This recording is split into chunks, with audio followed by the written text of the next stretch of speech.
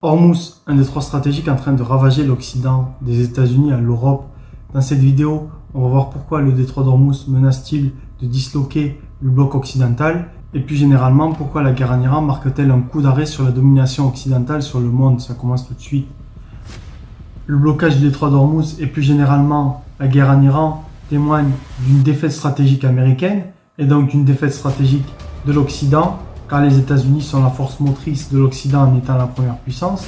Or, cette première puissance a échoué en Iran, car les objectifs militaires des Américains ont échoué. En effet, les Américains souhaitaient un changement de régime, il n'a pas eu lieu. Ils souhaitaient une élimination de la capacité de nuisance de l'Iran, elle n'a pas lieu, car l'Iran envoie toujours des missiles sur Israël et sur les monarchies du Golfe tous les jours. De plus, les proxys iraniens sont toujours là. Le Hezbollah combat toujours au Liban actuellement contre Israël et les Houthis menacent de fermer le détroit de Bab el-Mandeb et envoyer les premières roquettes sur Israël. Ainsi, la capacité de nuisance de l'Iran est toujours là. En plus, les États-Unis avaient sous-estimé l'Iran en disant que la guerre serait rapide. Trump avait annoncé justement que la guerre allait durer seulement 4 jours.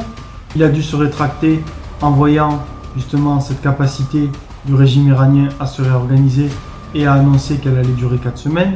Or, nous sommes maintenant à la 5e semaine de guerre et il n'y a toujours pas l'ombre d'un signe d'un changement de régime et les objectifs militaires de Trump n'ont pas été encore atteints.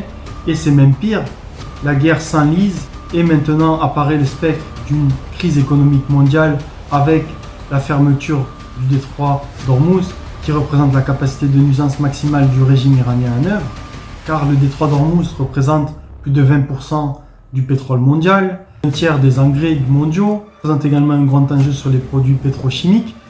Et donc les Iraniens, en fermant ce détroit, mettent une pression économique mondiale et sur l'Amérique, car c'est l'Amérique qui a assuré implicitement le transfert des marchandises et notamment du pétrole dans le monde en surveillant les voies navigables. Or, ils sont incapables de libérer le détroit d'Hormuz. Et donc cela met un coup d'arrêt au monopole du dollar et notamment avec le pétrodollar qui pourrait être remplacé par le yuan chinois qui représente une alternative crédible au dollar car les Chinois sont vus comparés aux Américains comme une puissance stable, les Américains étant un facteur de déstabilisation avec notamment cette guerre en Iran. Donc c'est un coup d'arrêt pour les Américains et donc pour l'Occident. Le second pôle majeur de l'Occident, l'Europe, apparaît comme impuissant car l'Europe cherche la voie diplomatique là où il n'y en a pas. On a très bien compris que les Iraniens ne négocieront pas avec les Occidentaux et l'Europe s'entête à créer des comités pour ouvrir le détroit d'Hormuz, mais cela ne fonctionnera pas. Il faut maintenant agir sur le terrain, alors que des alliés de longue date comme les monarchies du Golfe et les États-Unis appellent à une intervention militaire, les Européens se retrouvent impuissants et par manque de courage ne souhaitent pas intervenir. J'irais même à poser une question provocatrice.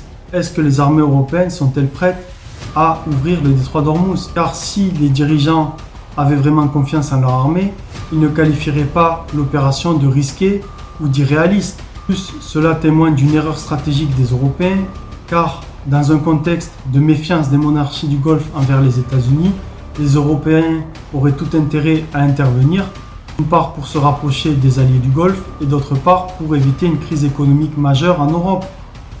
Ainsi, l'Europe apparaît impuissante car elle n'a même pas voulu provoquer ce conflit et elle se retrouve au cœur d'une crise économique qu'elle ne peut pas enrayer.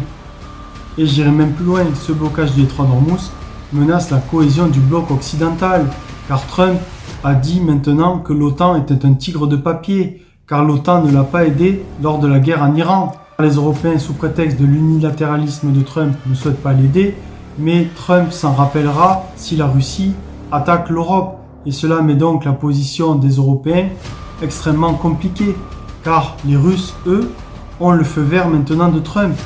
Car on sait maintenant que si la Russie attaque l'Europe, Trump n'aidera pas les Européens.